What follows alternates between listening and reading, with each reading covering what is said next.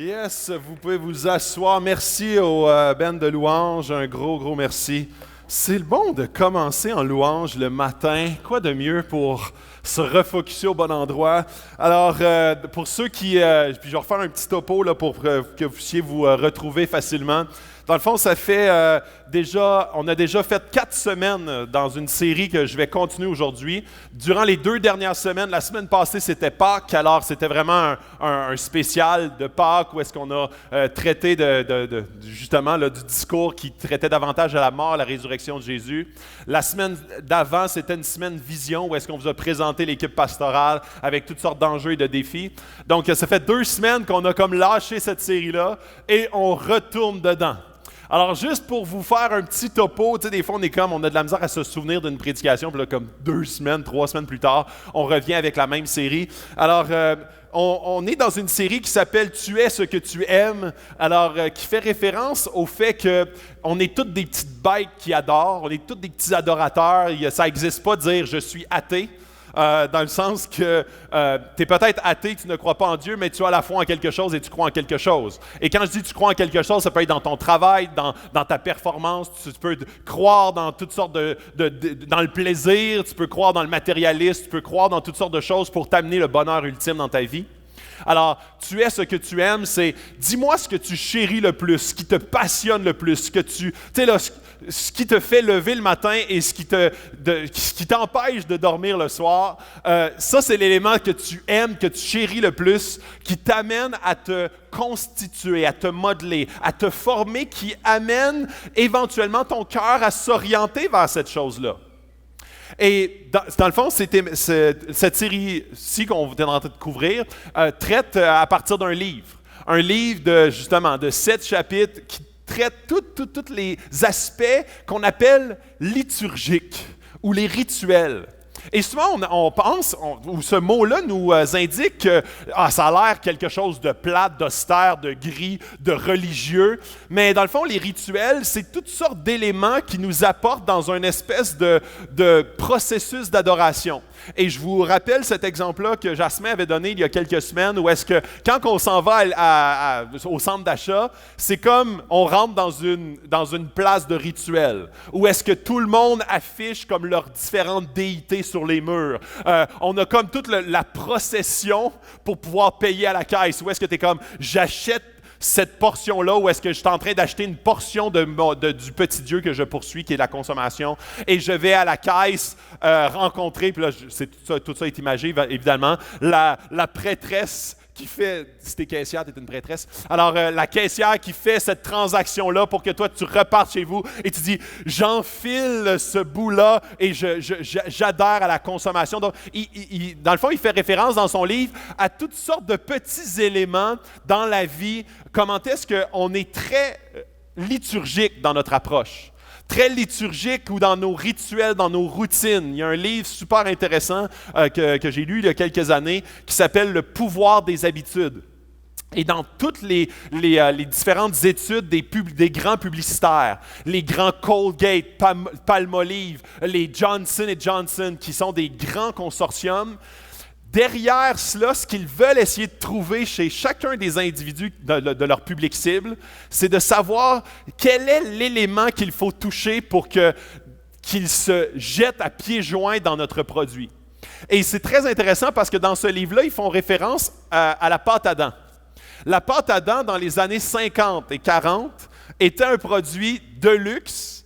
Seulement à peu près 5 à 10 % de la population utilisait de la pâte à dents dans les années 40-50. C'est pour ça que le dentier était très populaire. Parce que quand ta dent te faisait mal, arrache-la, c'est tout. Fait qu'une année, tu n'avais plus de dents, puis ça faisait en sorte que, parce que c'était très peu à la mode de se brosser les dents. Et c'est là où est-ce qu'il y a une compagnie qui est arrivée avec, tu sais, la publicité, je ne sais pas si vous vous souvenez, la publicité où est-ce que la personne faisait un polydent, là, dans le fond, on faisait un sourire Pepsodent. Cling! C'était la publicité qui a tout démarré. La publicité est l'élément, c'est ridicule, mais l'élément qui a déclenché une nouvelle habitude chez des millions, pour ne pas dire des milliards d'individus sur la planète, qui est devenu un produit, un nouveau produit, mais que tout le monde consomme. Systématiquement, petits et grands. Maintenant, même si tu es un dentier, tu brosses tes dents. Moi, j'ai déjà travaillé dans un foyer de personnes âgées et je brossais les dents des personnes âgées, donc avec la pâte à dents. Alors, avant, c'était comme personne n'utilisait la pâte à dents. Maintenant, tout le monde en utilise. Et ils font référence au cercle. La promesse de cette publicité-là, c'est que quand tu te passes, c'est drôle, c'est juste à le dire, quand tu te passes la langue sur les dents, c'est doux. Et dans la publicité, c'est ce qu'il faisait référence. Il était comme, c'est doux. Cling! Et ça, c'était l'attractivité de faire comme, ah oui, hey, ça a l'air le fun d'avoir des dents qui sont douces et non pas pleines de tartre. Alors oui, je veux ça. C'était le déclic. Le déclic qui a fait en sorte que toute la planète entière, quasi d'une année à l'autre, ont commencé à consommer de la pâte à dents. Et c'était assez extraordinaire. Febreze, la même chose. Febreze, qui n'existait pas il y a quelques années. Febreze, dans le fond, la qualité de ce produit-là, c'est quand on le push, ça élimine les odeurs. Donc, ce n'est pas juste un sambon, c'est un éliminateur d'odeurs. Et dans les premières campagnes publicitaires de Febreze, il disait « Mettez-en sur vos coussins et ça va arrêter, ça ne sentira plus mauvais. » Et ça ne fonctionnait pas, ça ne levait pas, le produit ne levait pas. Et quand ils ont commencé à publiciser le fait que ça va juste sentir bon continuellement et la mauvaise odeur, c'est pas juste que ça camoufle, mais ça enlève la mauvaise odeur. La façon de communiquer l'information a complètement changé, qui a changé les habitudes de centaines de personnes. Pourquoi est-ce que je donne ces deux exemples-là? C'est que très souvent, nos habitudes nous donnent la promesse de quelque chose, nous poussent dans une direction dans le but d'obtenir ce vers quoi on se dirige pour l'obtenir. Et c'est là le but des habitudes, des rituels, de la liturgie, oui, dans l'Église, mais dans toute notre vie. Et ce matin, puis dans le fond, si je vous donne un autre petit topo, la série a été dessinée pour qu'on puisse repérer dans nos vies qu'est-ce qu'on aime plus que Dieu, qui nous apporte éventuellement à nous détruire nos couples, nos familles, détruire même notre relation avec Dieu, et on se demande pourquoi on ne l'entend plus. On se demande pourquoi on perd la foi quand tous nos rituels et notre cœur se décalibrent progressivement vers une autre direction que Dieu, et on ne le recalibre jamais. Je vous ai parlé de l'exemple, il y a quelques semaines, de la boussole. Où est-ce qu'une boussole pointe vers le nord? Même quand tu mets un aimant à côté, le nord pointe ailleurs. Et c'est la même chose. Nos cœurs veulent pointer vers Dieu. Dieu est le Créateur. Dieu est notre nord. Mais quand on met des aimants autour de notre boussole, de notre cœur, ça nous défocus et nous décalibre. Ce qui nous apporte à pratiquer des rituels. Et quand je dis rituel, ce n'est pas nécessairement le religieux, ça va être des rituels de toute forme qui apportent notre cœur à se décalibrer de la personne de Dieu pour adorer le seul vrai Dieu. Donc, c'est vraiment la notion que je veux qu'on puisse traiter aujourd'hui pour qu'on puisse apprendre ensemble quels sont les éléments de nos cœurs qu'on doit apprendre à recalibrer dans la bonne direction. Je pense que ma manette ne fonctionne pas, là. On va essayer prochaine diapo. Donc, ce verset-là, Jean 4, 23, c'est comme la base. Mais l'heure vient, et elle est déjà là, où les vrais adorateurs adoreront le Père en esprit et en vérité. En effet, ce sont là les adorateurs que recherche le Père. Et ça, je penserais, il y a des centaines de discours sur ce passage-là précisément. Aujourd'hui, je veux juste m'en servir m'en servir comme rampe de lancement. Parce qu'aujourd'hui, ce que j'aimerais qu'on traite, c'est les rituels dans nos foyers, dans nos maisons. Donc ici, on est à l'église en ce moment. On est comme rassemblés, la grande famille ensemble. Mais après ça, on se divise tout en petites familles qui s'en vont chacun dans nos maisons. Et c'est là où est-ce qu'il se passe l'essentiel. C'est là où est-ce que nos maisons sont des usines à soit former ou déformer nos sujets d'adoration. Nos familles, nos maisons, nos foyers sont l'endroit où est-ce que l'usine modèle et remodèle dans la bonne direction ou déforme et bousille complètement dans la mauvaise direction. Et mon but ce matin, c'est vraiment pas qu'on puisse sortir d'ici avec toutes sortes d'éléments pesants sur nos épaules, mais qu'on se pose les bonnes questions. Qu'on se pose la bonne question à savoir, quels sont les éléments qui, dans ma vie, m'amènent moi, m'amène mon couple et m'amène mes enfants à être décalibré d'une vraie recherche qui va être pertinente et une vraie recherche de la personne de Dieu qui va faire de moi un adorateur, juste le verset d'avant, un adorateur en esprit et en vérité. Donc, quand ici il dit « Le Père recherche des vrais adorateurs qui vont adorer en esprit et en vérité », et je veux vous le traiter en dedans de 3 minutes, OK, ce verset-là. Vérité et esprit. Chaque personne ici a un esprit, OK? Leur propre esprit. Quand ils deviennent chrétiens, ils sont habités du Saint-Esprit. Donc, c'est l'Esprit de Jésus, littéralement. L'Esprit de Jésus vient habiter en toi et te donne des nouveaux désirs, un nouveau cœur, une nouvelle vision des choses. Sauf que ton esprit peut compétitionner avec l'Esprit de Dieu qui habite en toi. Donc, c'est là où est-ce que ta conscience, ton esprit peut te pousser soit dans la bonne direction de l'Esprit de Dieu qui habite en toi, ou de dire non, moi je veux suivre mon propre chemin. Et c'est là où est-ce que quand tu décides de suivre ton propre chemin, même si tu es chrétien, tu finis de ne plus adorer Dieu en vérité, parce que Dieu, sa parole, est en ligne parfaite avec son esprit. Tu ne peux pas dire, moi, l'esprit me dit quelque chose de différent que la parole. Les deux sont convergents, les deux s'en vont dans la même direction. Alors, il y a des gens qui disent, « Ah, moi, j'aime bien Dieu, j'aime bien la Bible, certains passages. Il y en a d'autres que pas du tout, c'est pas pour moi. » Alors, il y a certains aspects que tu dis, « Oui, je décide d'adorer Dieu sur ces points-là, mais sur ces points-là, ça ne me touche pas. » Je vais vous donner un exemple concret. Supposons, tu peux dire, « Moi, j'aime beaucoup l'aspect, puis ça, c'est un aspect que j'entends souvent, j'aime l'aspect de Jésus qui nous parle du pardon, de l'amour, de la paix. » Ça, c'est quelque chose qui m'interpelle. Par contre, moi, là, comme tout ce qui touche à ma sexualité, no way. Ça, c'est mes affaires. Tout ce qui touche à mon argent, ça, c'est mes affaires. Tout ce qui touche à, comme, toute ma façon, mon éthique dans la vie, ça, c'est mes affaires. Alors, c'est là où est-ce que sur plein de thématiques, on va dire, ah, là-dessus, je vais écouter l'Esprit de Dieu, sa vérité et son esprit qui vont dans le même sens, et sur certains points, non. Ça va être ma direction. Ça va être le choix que moi, je vais prendre, qui, je crois, est mieux pour moi.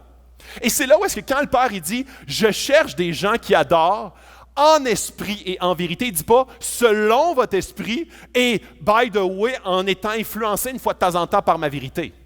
Il dit, je cherche des gens qui, de façon complète et entière, vont m'adorer, donc m'aimer complètement et entièrement, en esprit et en vérité.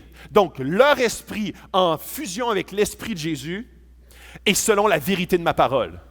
Là, vous allez voir, je vais vous amener au nord.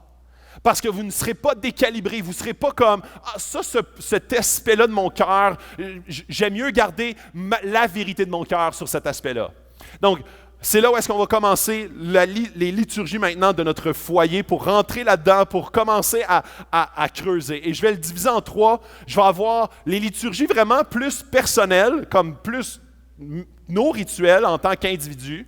Ensuite, je vais parler du couple et finalement, je vais parler des enfants. La semaine prochaine, Sébastien va vous parler des enfants pendant, dans le fond, plus de la famille pendant tout le long. Donc, tout un discours. Par contre, aujourd'hui, je vais aller un petit peu plus large pour pouvoir toucher de façon plus vaste. Alors, on se lance. Prochaine diapo.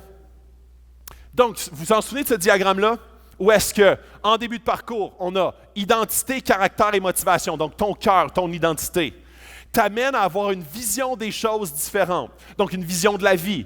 Donc, quand mon identité réside dans la personne de Jésus, dans sa parole, quand je dis son esprit et sa parole va me dire qu'est-ce qui est bien, qu'est-ce qui est mal, ma vision des choses va changer. Donc, mes paradigmes, mes objectifs et mes stratégies pour y arriver.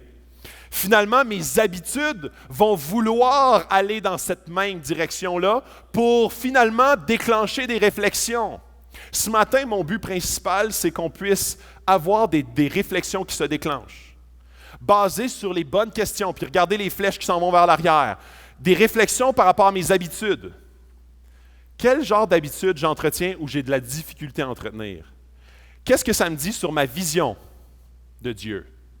Et qu'est-ce que ça me dit finalement sur mon identité en lui? Prochaine diapo. Alors, Vous en souvenez, il y a quelques semaines, je parlais comment est-ce que souvent on voit l'être humain comme un cerveau sur deux pattes. Donc, plus que tu apprends de l'information et plus que tu vas devenir un bon chrétien.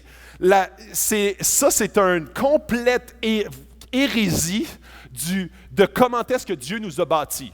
Dieu nous a bâtis comme des adorateurs à la base. Donc, il nous a fait pour adorer.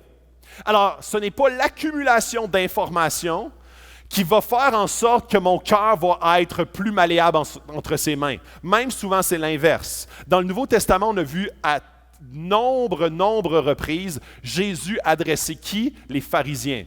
Les pharisiens qui, pourtant, eux, avaient énormément d'informations sur Dieu, mais aucune application, parce que ça ne passait pas au cœur. Et c'est là où est-ce que notre danger en tant que chrétiens, en tant que gens qui aiment Dieu, c'est qu'on ait un christianisme édulcoré. Édulcoré, ça veut dire, tu sais, quand du Splenda, là, tu sais, ça veut dire que c'est pas du vrai sucre. Ça ressemble à tout point de vue, c'est blanc, ça goûte sucré, mais ça goûte pas vraiment, c'est pas du sucre. Alors, un christianisme édulcoré, ça veut dire que de l'extérieur, il peut paraître complètement semblable, mais qu'au plus profond, il n'en est rien. J'ai les pratiques, mais je n'ai pas le cœur. J'ai les pratiques de ce que je devrais faire un chrétien, mais je ne sais pas pourquoi. Alors, on embarque. Alors, dans ce verset-là, le psaume 119, c'est David qui parle. Et là, je vais parler de nos rituels en tant qu'individus. Nos rituels qui peuvent être quotidiens, hebdomadaires, mensuels, annuels. Et je veux comme déclencher des réflexions en toi, OK? Alors, mon but ce matin, ce n'est vraiment pas de pointer du doigt. Il y a beaucoup d'éléments, même moi, que dans la préparation, ça m'a amené à réfléchir sur, OK, c'est vrai que cet aspect-là, je dois le peaufiner, en termes d'habitude. Alors, il y a un verset où est-ce que David dit « Je te cherche de tout mon cœur. Ne me laisse pas m'égarer loin de tes commandements. Je serre ta parole dans mon cœur afin de ne pas pécher contre toi. Béni sois-tu, Éternel, enseigne-moi tes prescriptions. De mes lèvres, j'énumère tous les commandements que tu as prononcés. J'ai autant de joie à suivre tes instructions que si je possédais tous les trésors. Je médite tes décrets. J'ai tes sentiers sous les yeux. Je fais mes délices de tes prescriptions. Je n'oublie pas ta parole. » Et je ne veux pas juste limiter ça à dire « Est-ce que tu lis ta Bible? » Ça n'a pas l'air de ça, hein? Ça n'a pas l'air de juste quelqu'un qui dit « Je lis ma Bible ». Il la mange. Littéralement, là, tu sais, il se pogne des petits bouts de papier, là, puis là, il dit « Ah! Ah! Ah! Ah! Oh.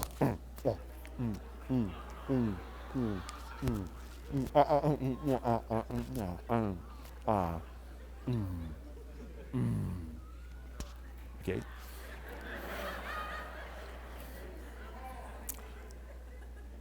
Est-ce que tu vois l'image?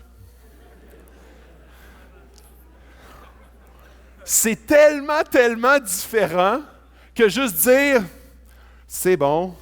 C'est bon et c'est bon. Comme un article dans le Journal de Montréal. J'ai lu un chapitre. Il cherche de tout son cœur. Il est comme là-dedans, là, il y a de quoi qui dépasse les siècles et les millénaires. C'est pas comme tu sais, des fois, quand tu lis un texte, c'est comme, j'ai compris l'essentiel de ce que l'auteur voulait dire. Sauf que ça ne nous est jamais arrivé que l'auteur soit infini dans son intelligence. Et c'est là où est-ce que la parole, moi, il y a des versets que j'ai lus littéralement des dizaines et des dizaines de fois et que chaque fois, ils m'apprennent quelque chose de différent par rapport à ce que je vis maintenant dans ma vie. Et c'est là où est-ce que la parole, elle est riche. Elle goûte des fois vraiment différent. Parce que tu la lis avec un œil différent, avec un âge différent, avec une circonstance différente, avec une maturité différente, avec un désir différent de trouver la réponse à ce que tu cherches et non pas juste un conseil.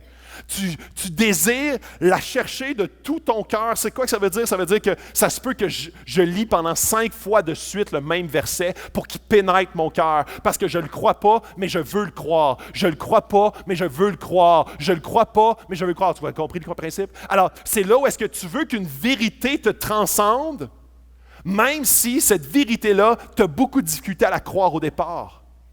C'est là où est-ce que tu cherches dans la Bible, dans la vérité, la réponse, et non pas « je l'utilise une fois de temps en temps, quand c'est utile ».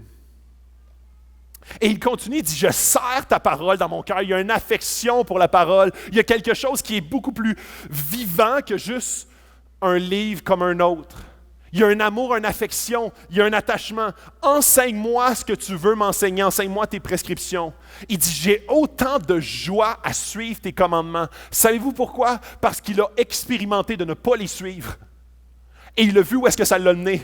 Alors quand il dit, je sais ce que Dieu me dit, même si parfois ça me fait mal, j'ai beaucoup de joie à les suivre. Parce que savez-vous pourquoi? Parce que je sais que je veux aller au nord. Si je veux aller au nord, je sais que même si quelqu'un me dit « Hey, on devrait passer par cette route-là », tu vas lui dire « Non, je m'en vais au nord. » Et finalement, je médite tes décrets. La méditation, c'est quelque chose qu'on perd de vue, particulièrement dans le monde intellectuel, où est-ce qu'on intellectualise trop. La méditation, c'est très proche de réfléchir longtemps et pas juste de façon intellectuelle. En prière, c'est quelque chose qui se joue dans une conversation avec Dieu. Dieu nous parle et on médite sur son texte pour que son esprit nous parle et qu'on ait ce dialogue-là continuel pour que on puisse avancer dans la même direction que son esprit qui nous habite. Alors, voyez-vous tantôt, Dieu il dit, je rêve d'avoir des gens qui vont m'adorer en vérité et en esprit en vérité. Alors, la vérité, l'esprit qui m'habite, dialogue, je médite, je vais dans sa direction et de plus en plus, je commence à y serrer la main. Et là, j'ai tes sentiers sous les yeux, je fais mes délices de tes prescriptions, je n'oublie pas ta parole. Je les écris. Je les écris de façon concrète. Je les écris sur mon print screen, je les écris dans mon bureau, je les écris comme dans mon auto. Ma femme les écrit sur nos fenêtres, les écrit sur un tableau. Mais il faut qu'ils soient devant nos yeux. Il doit être de façon visible parce que sinon, je les ai sous les yeux. Si tu les as juste sur les yeux pendant un certain laps de temps, puis là, je ne suis pas en train de tomber dans le légalisme comme s'il fallait écrire ça sur les murs partout, puis commencer à faire des graffitis partout ici. Mais je suis en train de dire que c'est un principe que je veux que ces vérités-là m'imprègnent continuellement. Je veux avoir des moments où est-ce que je rencontre Dieu continuellement. Je veux rencontrer Dieu dans les moments d'intimité, je veux rencontrer Dieu dans des moments de collectivité, je veux rencontrer Dieu dans toutes sortes de moments. Je veux avoir des temps de louange. Quand tu es dans ton auto, mets de la louange. Cette semaine, j'ai encore écouté de long en large le CD de Dax 21. Vraiment, vraiment bon boulot, nos amis musiciens. Ça m'a vraiment amené dans louange. En louange de Dieu. C'était bon pour mon âme, c'était du sucre. Vraiment. C'était vraiment profond. J'ai eu à plusieurs moments des moments avec Dieu de connexion à travers sa louange. Dans la prière, puis ça, il faut avoir toutes sortes de moyens. Hein. Dans la prière, Martin Luther utilise le « tu me demandes ». Donc, de commencer par... Souvent, là, ça va être comme quelque chose qui va être... tout ce qui est l'aspect de la prière, puis je vais arrêter là parce que j'ai beaucoup d'autres éléments à vous mentionner. Mais... quand on lit un texte, on veut creuser dans le texte en voulant voir de quelle façon on peut parler à Dieu suite au texte. Donc, qu'est-ce qui ressort du texte? Qu'est-ce qui te parle à toi? Qu'est-ce que tu trouves bon dans le texte? Qu'est-ce que tu te demandes par rapport au texte? Il y a souvent des questions. Des fois, on va être épuisé de lire la Bible parce qu'on se dit « je ne comprends pas ça ». Demande à l'Esprit, c'est lui qui peut t'éclairer. Je te confesse que ça, ce que tu écris là, ce que tu m'écris comme prescription, ça, c'est un défi pour moi. Je te confesse que, et finalement, je te demande que tu m'aides à relever ces défis-là que tu mets devant moi. Donc, cette alliance-là de la prière et de la lecture soit fusionnelle. Et c'est ça que David nous explique. Il nous explique que ce n'est pas comme un temps de prière, un temps de louange, un temps de lecture qui est séparé l'un de l'autre. C'est toutes intimement connectées ensemble pour que cette parole vivante parle à mon âme, que mon âme puisse accepter d'obéir à la parole de Dieu et qu'ensemble, on puisse marcher dans la même direction. Je vais aller à l'autre diapo après. Quant à nous, ça c'est 1 Jean 4, 19. Quant à nous, nous aimons parce que Dieu nous a aimés le premier. Et là, je veux aller dans une autre direction, c'est vraiment par rapport à qu'est-ce qu'on entretient dans notre cœur qui nous apporte éventuellement à développer qu'est-ce qui fait que les êtres humains, et particulièrement les chrétiens, sont appelés à aimer. Si les êtres humains et les chrétiens particulièrement sont appelés à aimer de par leur propre force, ils vont s'épuiser et il va y avoir de plus en plus de tension entre ce qu'ils font comme action et ce qu'ils vivent à l'intérieur. Et ce verset-là, il est central pour que notre vie spirituelle, nos disciplines spirituelles ne deviennent pas épuisantes. Si dans n'importe quelle action, même que ce soit dans la lecture, la prière, que ce soit dans nos actions, que ce soit dans le service à l'Église, que ce soit dans notre don même financier, si nous ne comprenons pas l'amour de Dieu pour nous, on va toujours être vide. Parce que c'est comme si on donnait de notre compte en banque et notre compte en banque diminue continuellement. Lorsqu'on comprend cet amour qui vient de Dieu, notre source devient inépuisable. Notre façon de pratiquer, notre façon de faire, notre façon d'expérimenter même l'aspect pratique de la vie chrétienne devient inépuisable.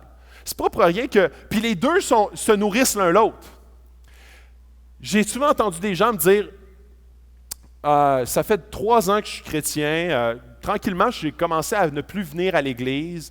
Même le groupe Connexion, ça ne me nourrit pas tant que ça. La Bible, je l'ai déjà lue 2 fois en entier. Et ça, je parle d'un fait vécu, là, OK? La Bible, je l'ai déjà lue 2 fois en entier. Donc, je sais pas mal ce qui est écrit dedans. Et là, ça fait à peu près 6 mois que je ne ressens plus Dieu. Je commence à m'éloigner et même, je me demande si c'est vrai. Et je commence à même trouver ça un peu plate. Et voyez comment est-ce que le trajet, dans cette situation-là, quelqu'un qui perd de vue le nord, progressivement, il va y avoir d'autres rituels qui vont prendre la place et qui vont étouffer et tuer même la semence qui a été déposée. Tuer ce qui, au départ, était préparé pour amener la personne à fleurir. Progressivement, il y a des mensonges de ces vérités qui vont remplacer la vérité de Dieu.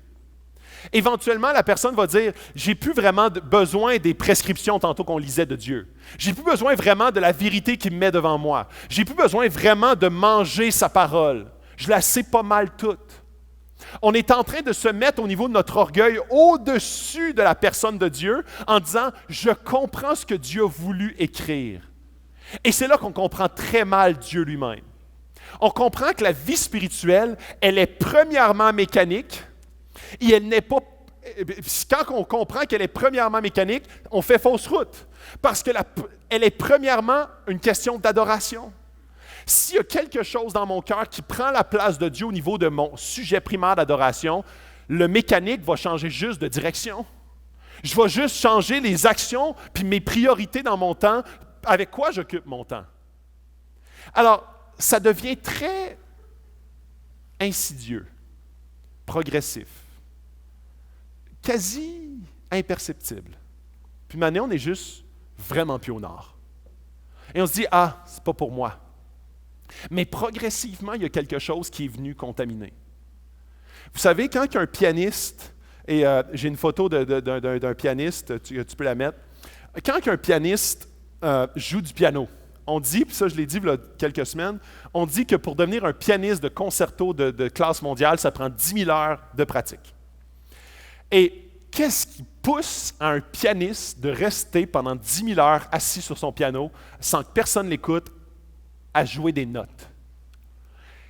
Il a en tête son objectif futur.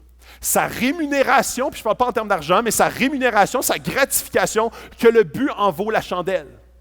Et c'est ça où est-ce que quand on perd de vue que Dieu nous a aimés le premier, il nous a aimés quand nous n'étions pas aimables, cet élément de base-là nous pousse d'une façon incommensurable à maintenir cet attrait envers Dieu. De la même façon qu'un pianiste dit, moi, OK, je sais que ça fait 5000 heures, puis ça commence à être plate, mais je sais que devant moi, j'ai un objectif. Je sais ce que je veux atteindre. Je sais vers où je me dirige, qui l'amène à rester assis et à continuer. Vous savez, ce n'est pas toujours facile, la vie chrétienne. C'est même plus souvent difficile que facile. Paul, il dit, j'ai couru la course, j'ai remporté le bon combat. Et c'est un combat, la vie chrétienne, parce que tout va à contre-courant de ce qu'on essaie d'aller dans la main. La vérité de Dieu nous amène dans une direction et le restant de la société veut nous amener dans une autre direction. Donc, si tu penses que c'est plus facile de rester attaché à Dieu dans une société comme la nôtre, c'est complètement faux. Donc, c'est là où est-ce que très souvent, ça va être difficile. Mais la raison pour laquelle tu restes assis, ce n'est pas pour te rendre une meilleure personne, mais c'est parce que lui t'a rendu une meilleure personne. C'est parce que lui t'a aimé pendant que tu n'étais pas aimable. C'est que lui a fait l'impensable à la croix pour toi. Et c'est ça la motivation qui nous reste assis. Et quand je dis assis, c'est assis à lire sa parole, assis à prier, assis à servir, assis à donner. Ou debout, ça serait peut-être plus beau. Il y a un philosophe canadien qui s'appelle Charles Taylor, qui dit, il décrirait l'intellectualisme comme l'un des résultats de frankensteinisme de la réforme protestante. Quand on a passé du catholicisme au protestantisme, dans cette grande réforme-là, il est arrivé comme un élément qui est venu un peu distorsionner notre façon de comprendre même notre relation avec Dieu. Il dit que c'est une sorte de monstre involontaire qui dépasse les bonnes intentions des réformateurs eux-mêmes. En critiquant à juste titre la superstition et les conceptions magiques du rituel, les réformateurs ont lancé un élan vers ce que Taylor appelle l'excarnation. Je vais l'expliquer. Une incarnation de la vie spirituelle qui réduit la vraie religion à la croyance juste. Les protestants, souvent, ont juste défini qu'une relation avec Dieu, c'est juste de bien comprendre la bonne chose. Plutôt que de comprendre c'est quoi le cœur de Dieu. Chaque jour de ta vie avec Dieu, c'est un périple. C'est pas juste comme, est-ce que tu comprends le plan? Si tu comprends le plan, c'est fait. Tu peux mettre ça derrière. Puis maintenant, c'est juste des pratiques à avoir dans ta vie. Tu ne sais pas trop pour quelle raison, parce que tu as compris le plan. Ça, quand je dis le plan, c'est le plan du salut, ça va être le plan de l'Évangile, tu as compris le plan, mais tu ne l'appliques pas continuellement dans ta vie chaque jour après. Ce qui t'amène puis c'est ce qu'on appelle l'excarnation.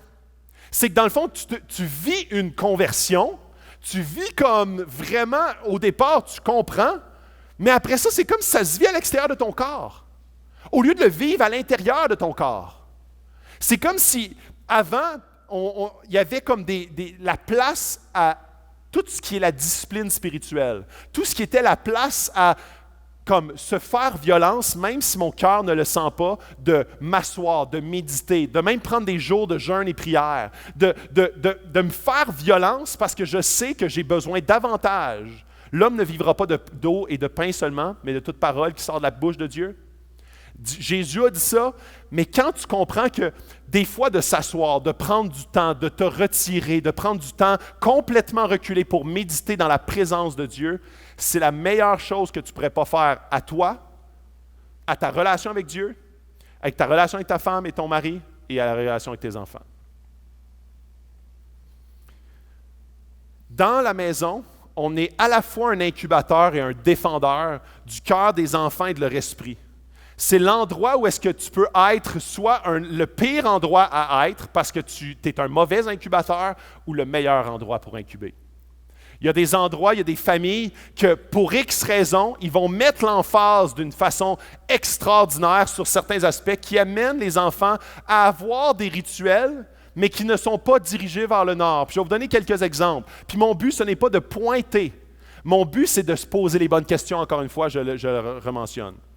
Comment la maison, et ça c'est une question que je vous pose, comment la maison peut être un endroit de recalibration chez nos enfants? Comment est-ce que la maison peut être un endroit où est-ce qu'on recalibre nos cœurs collectivement vers la personne de Dieu et non pas vers d'autres éléments ou d'autres activités qui prennent la place de Dieu? Je vais donner d'autres exemples un peu plus loin par rapport à ça. Dans 2 Corinthiens, il est écrit « Dieu a dit autrefois que la lumière brille du milieu de l'obscurité. Eh bien, c'est lui aussi qui a fait briller sa lumière dans nos cœurs pour nous donner la connaissance lumineuse de sa gloire divine qui resplendit sur le visage de Christ. Mais nous portons ce trésor spirituel en nous, comme des vases d'argile, pour qu'il soit clair que cette puissance extraordinaire vient de Dieu et non de nous. » Et ce que je suis en train de dire depuis à peu près 15-20 minutes sur d'où provient la puissance, d'où provient ta puissance de faire les choses. À chaque fois que quelqu'un vit une crise spirituelle, des fois je vais lui dire, OK, ouais, c'est important de prendre un temps avec Dieu, de te reculer, mais très souvent il y a une compréhension identitaire à la source même d'où provient la perte d'énergie. Et souvent c'est un manque de foi. C'est un manque de foi dans ce qui est mon moteur, qui me fait avancer, qui me permet de me propulser dans la direction de Dieu et non pas dans une autre direction. Les rituels dans ton mariage. Je veux parler un peu du mariage parce que clairement, dans nos rituels, puis au début, je commençais avec les rituels dans ton foyer. Les rituels dans ton foyer, c'est justement de lire la Bible, d'être imprégné, comme David le disait, d'avoir des moments de prière, de méditation, des moments de retrait, des moments de jeûne et prière. Ça, c'est des éléments dans notre personnel. Ensuite de ça, on a notre mariage. J'ai une statistique à vous livrer qui va peut-être, moi en tout cas, ça m'a vraiment complètement surpris. On dit que 50% des mariages se terminent en divorce. Hein, vous avez déjà entendu ça? OK. 50%, puis la statistique est à peu près la même chez les chrétiens que chez les gens qui ne connaissent pas Dieu. J'ai vu une nouvelle statistique ce matin. Saviez-vous que, à combien évaluez-vous le pourcentage des couples qui se séparent, qui prient au moins ensemble, au moins une fois par semaine? Dites un chiffre. 5? Comment? Quoi? 0? Très, très ambitieux. 10? Alors, 0, 5, 10, le chiffre, c'est 1,15 %.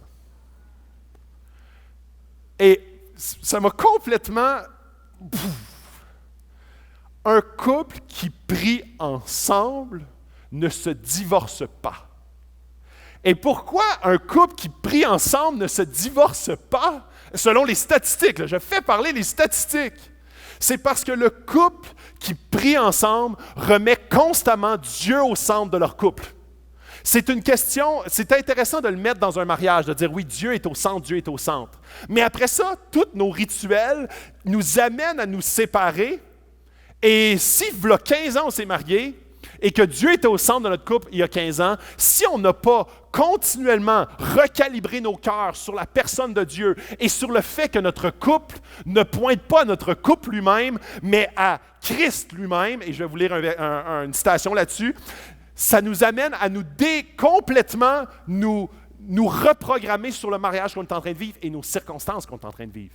Comment est-ce qu'aujourd'hui, dans l'industrie du mariage, et je lisais une autre statistique qui disait qu'on a une diminution des mariages, mais pourtant, l'industrie du mariage a grandi de 50% dans les 5 dernières années. Alors, au même rythme que le mariage diminue, les frais pour chaque mariage augmentent. Alors, puis dans le fond, l'article énonçait le fait que toute la glamourisation des mariages.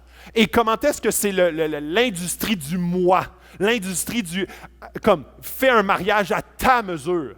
Les gens se marient d'une façon grandiloquente dans le but de justement être une fête pour eux.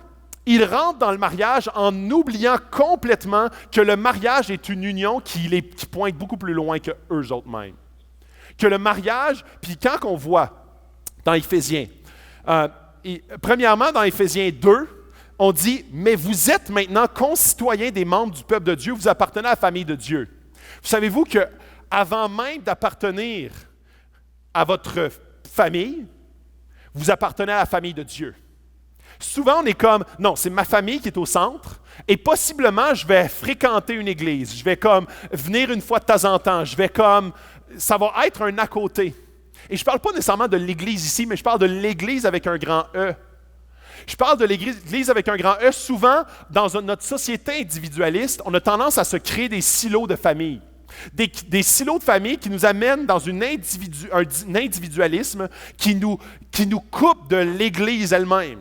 Donc, dans Éphésiens 2, ça dit, vous êtes maintenant des concitoyens, membres du peuple de Dieu, vous appartenez à la famille de Dieu. Et là, il parle à chaque individu. Plus tard, dans Éphésiens 5, il parle du mariage. L'homme quittera son père et sa mère, s'attachera à sa femme, et les deux ne feront qu'un. Que l'homme ne sépare pas ce que Dieu a uni. Ça, c'est le verset universel du mariage. Les deux ne feront un. Et les deux sont appelés à continuellement faire des deuils de qui ils étaient pour devenir qui ils sont.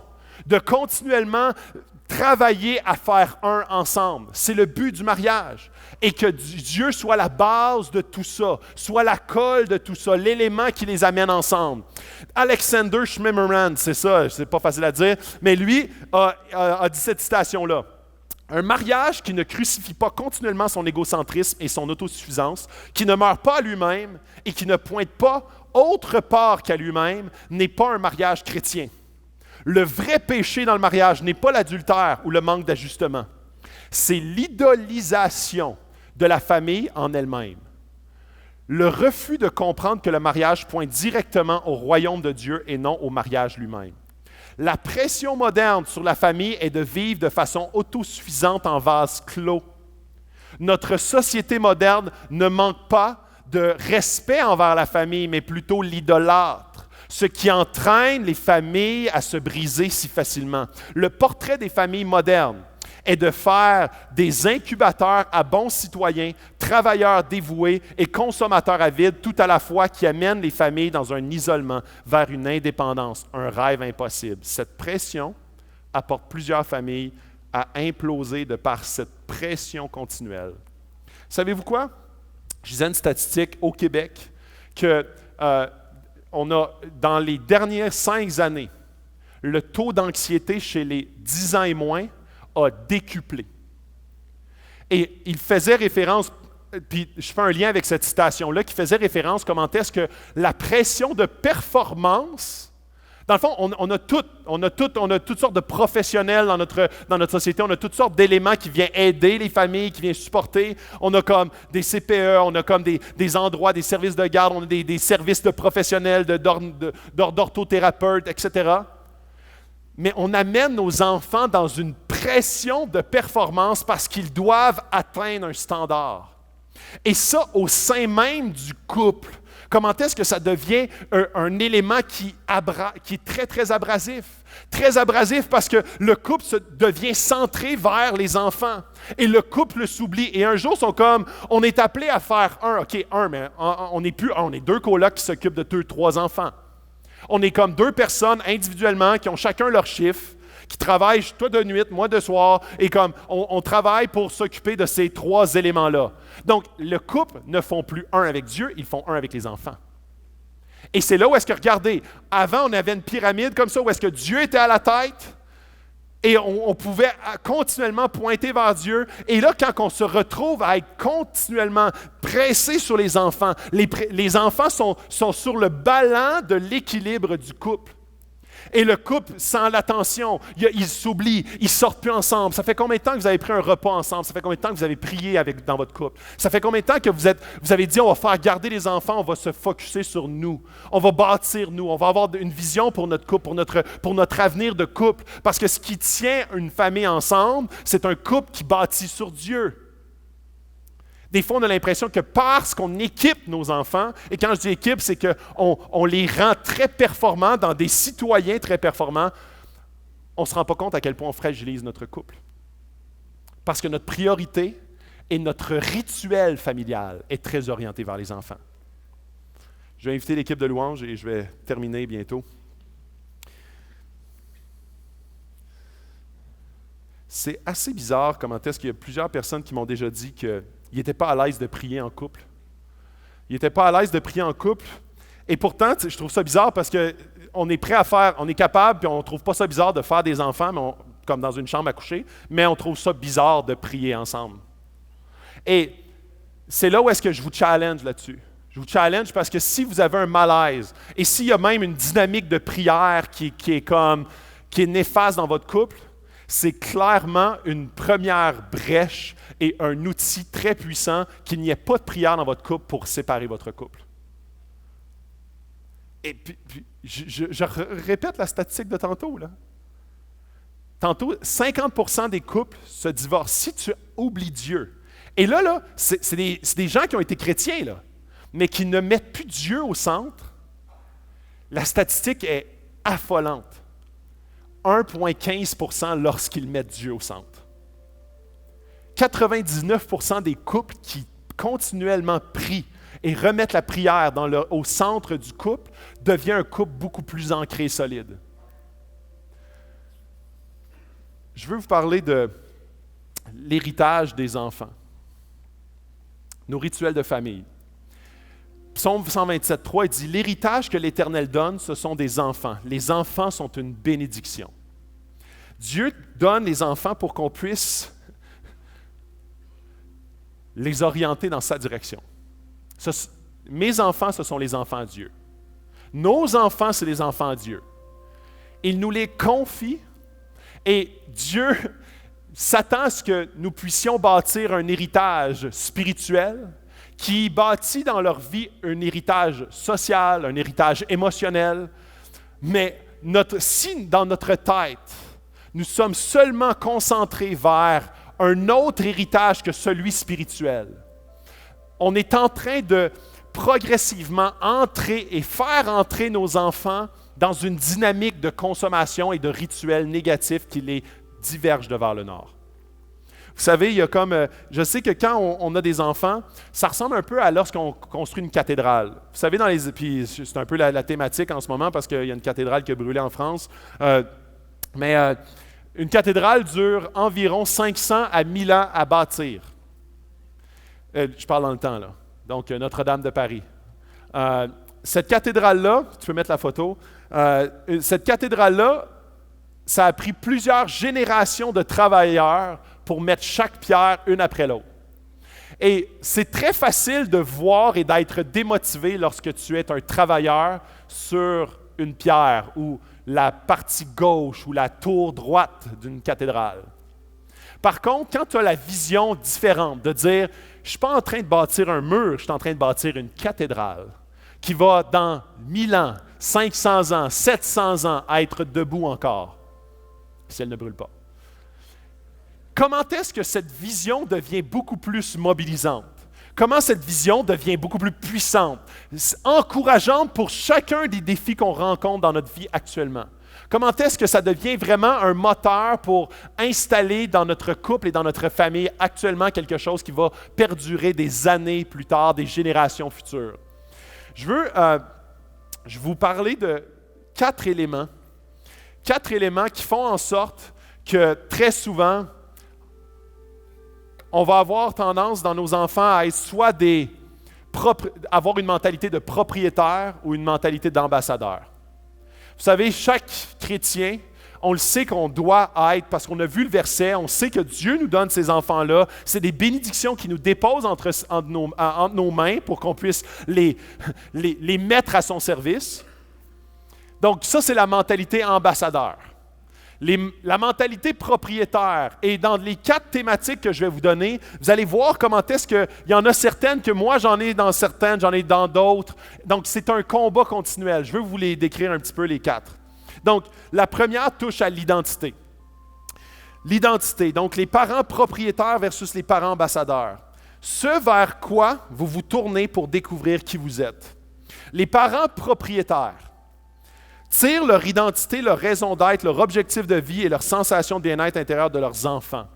Leurs enfants se sentent souvent accablés d'attentes, de fardeaux. Les manquements de vos enfants vous apportent à le rendre très personnel, à le prendre personnel.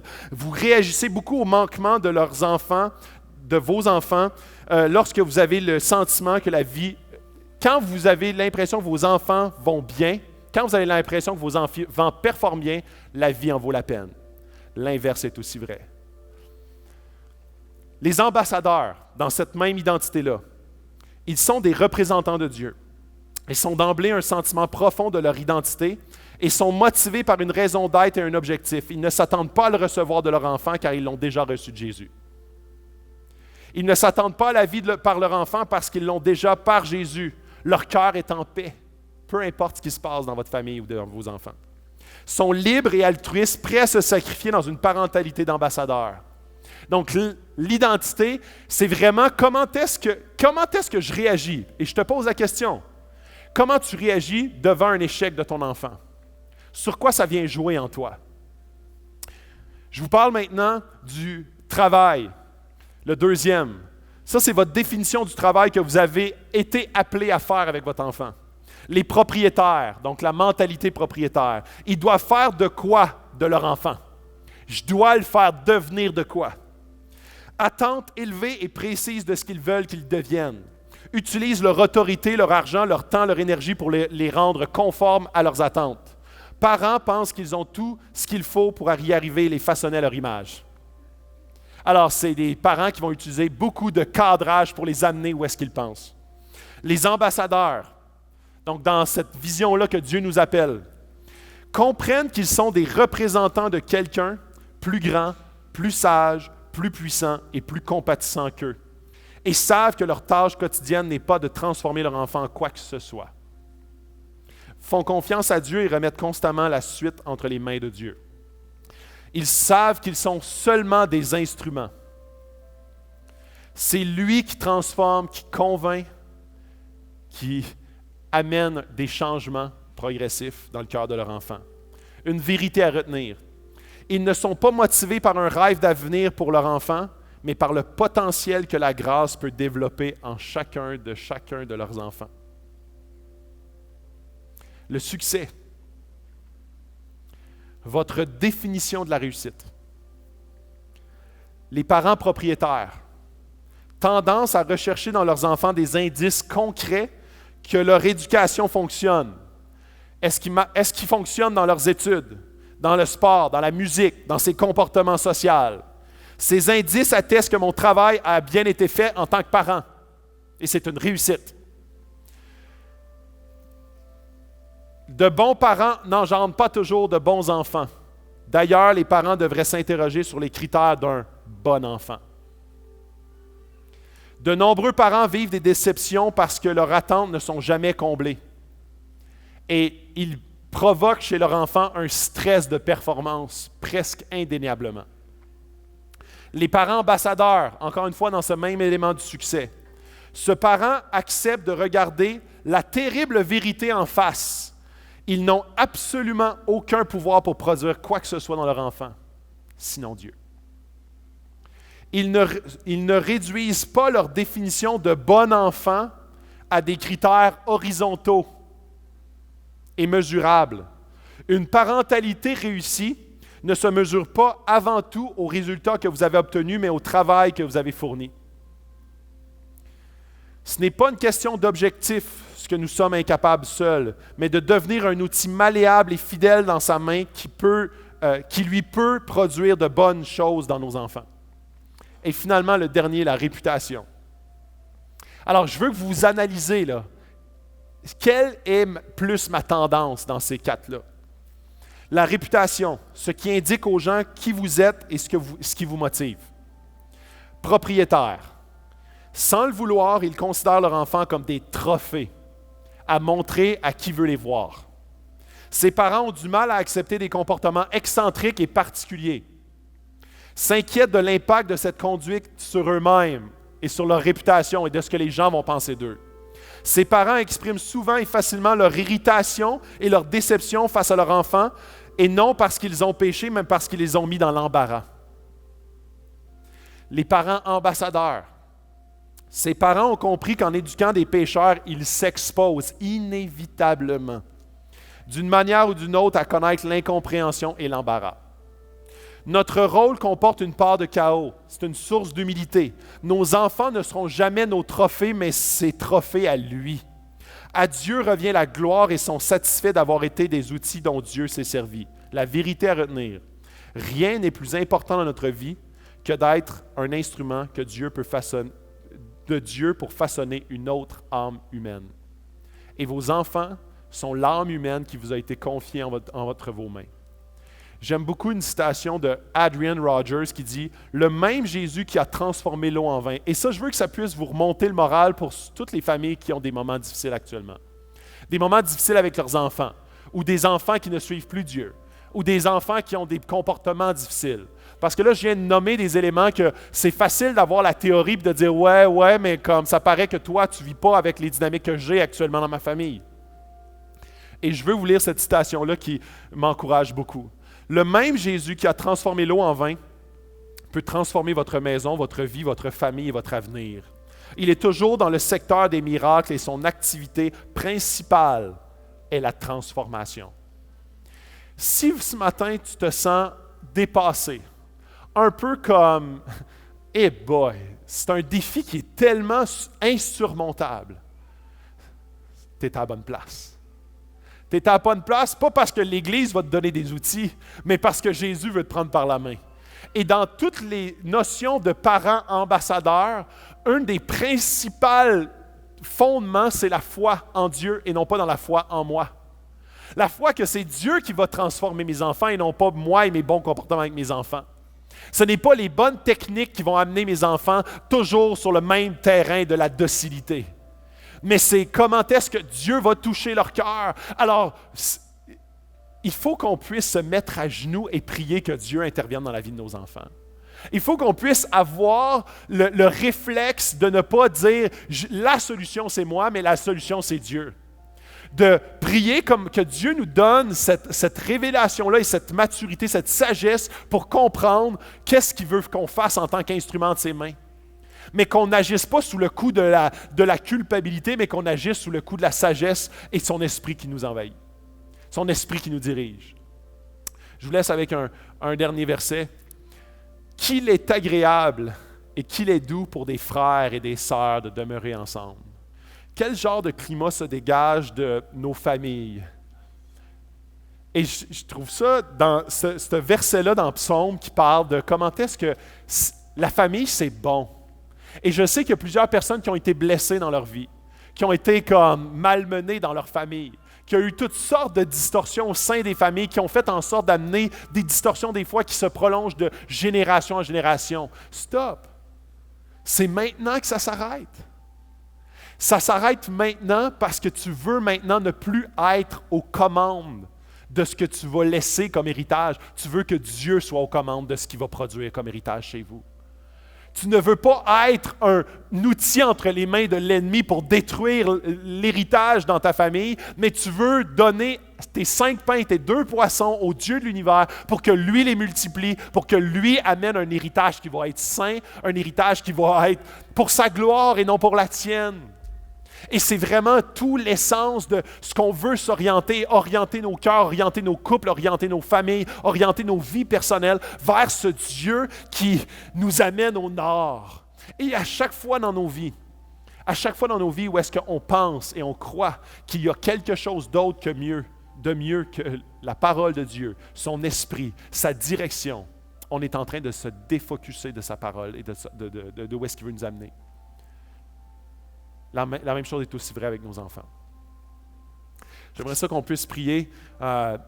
J'aimerais qu'on puisse prier pour tous ces gens-là qu'on a parlé aujourd'hui, toute cette Église, où est-ce que si vous pensez que vous êtes capable de croître spirituellement avec un message de 45 minutes, une fois par semaine, puis un peu de louange,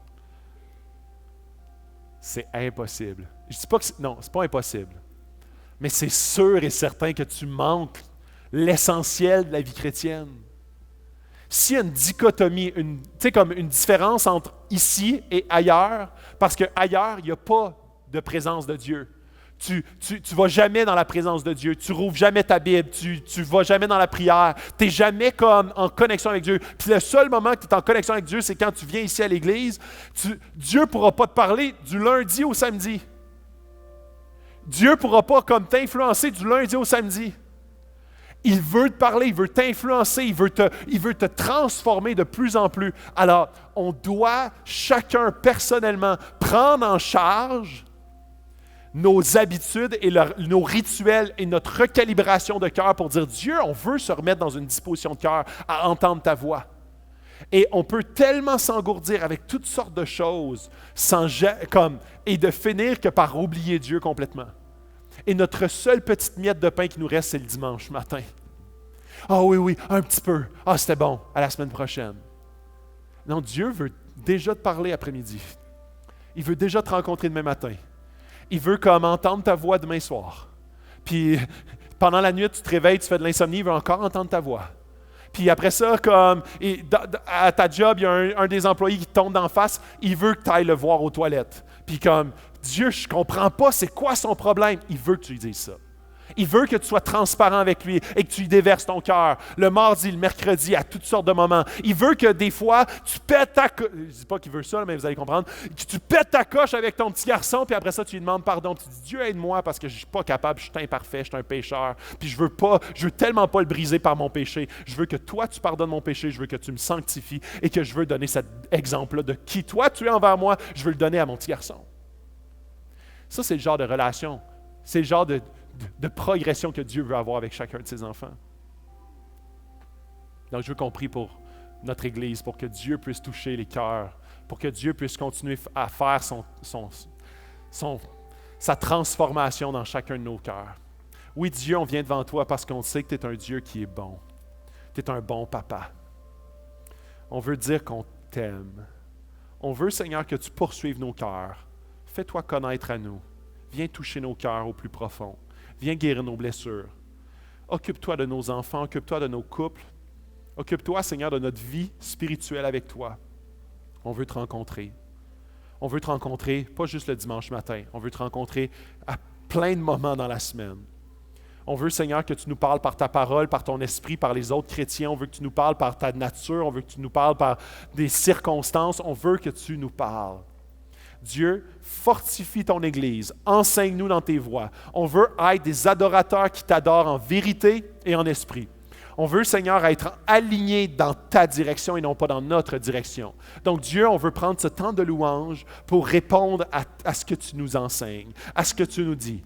Et on veut, Seigneur, que tu nous trouves transparents devant toi, intègres, honnêtes. On veut s'avancer devant ton trône, te remettre le peu qu'on a entre les mains pour que toi, tu l'amènes à être multiplié, pour que toi, tu l'amènes à être transformé. C'est dans le nom qu'on a prié, ton beau nom, celui de Jésus-Christ. Amen.